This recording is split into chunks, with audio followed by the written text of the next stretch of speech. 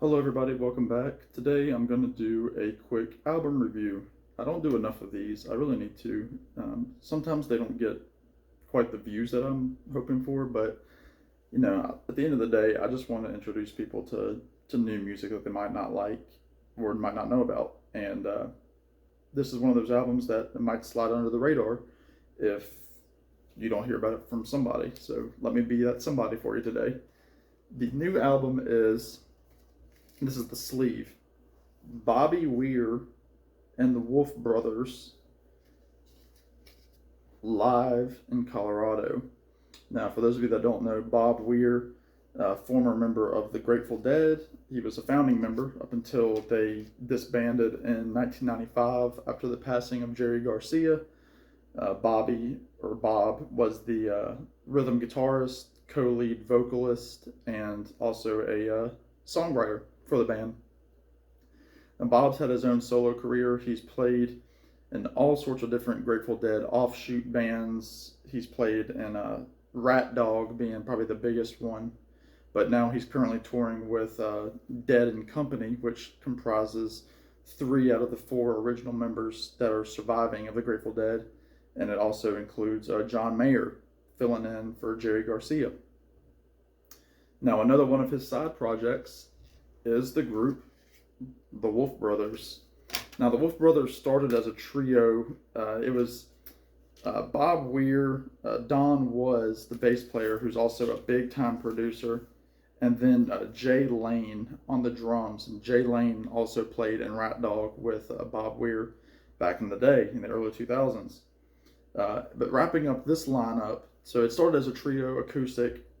It's branched out, and of course, like anything with the Grateful Dead, they're going to get a following. So, Wolf Brothers they were playing smaller venues. This album, they're at Red Rocks in Colorado. So it doesn't take much for the Grateful Dead to just completely expand and blow up.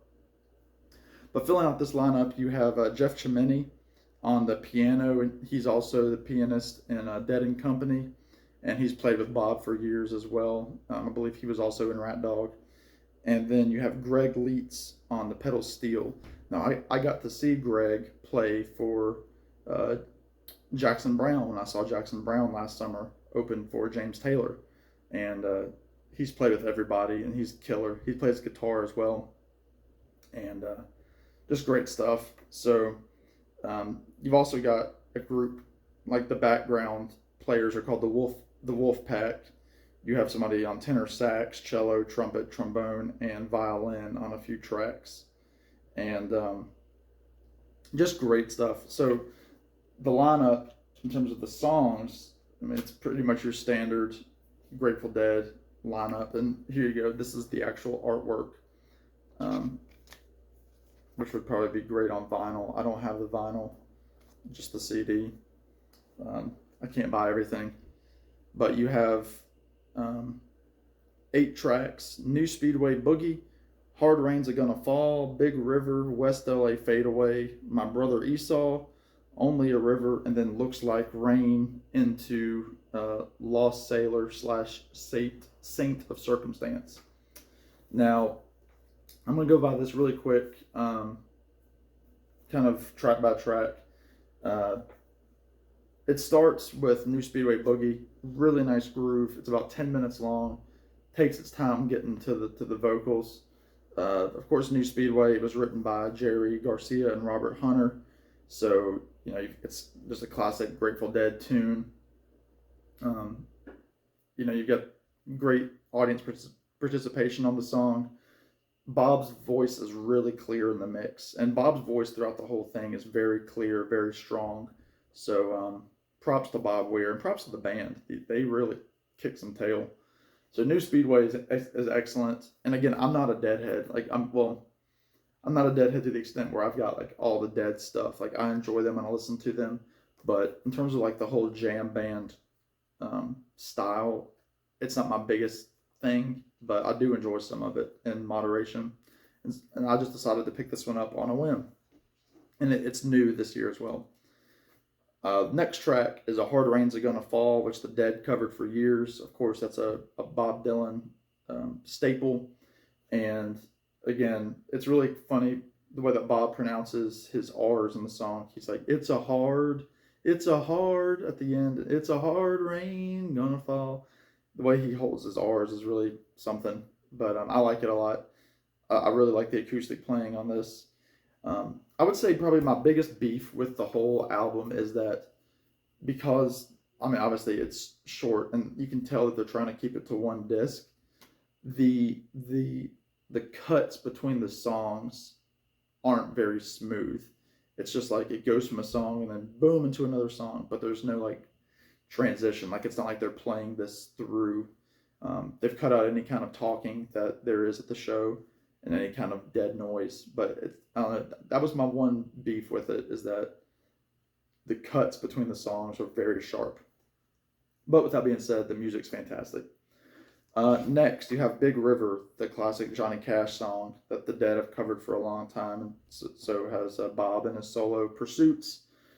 Just great version, and then you have Jeff Tremini really knocking out a really nice acoustic piano solo, really nice, and yeah, just a great cover. And then the closed side A, you have West LA Fade Away, another Garcia Hunter song. Just it grooves really nice. You have a really neat guitar solo by Bob, which I think is really neat. Because Jerry passed away in '95, Bob has taken on the role of kind of being like the face of the Grateful Dead, and as a result, his guitar playing has really picked up, and he's playing a lot more lead guitar, which I know he did in the Grateful Dead, and he played some really neat rhythm chords, but he's really picking up some lead licks, and he does so on this song in particular. All right, moving to side B, you have a Bob Weir and a John Barlow cut called My Brother Esau, which was the B-side to Touch of Grey. And again, just another great performance by Bob. Not a whole lot to say about it. I do think that this, I think that this song, excuse me, did I miss? No, I didn't. My Brother Esau goes right into.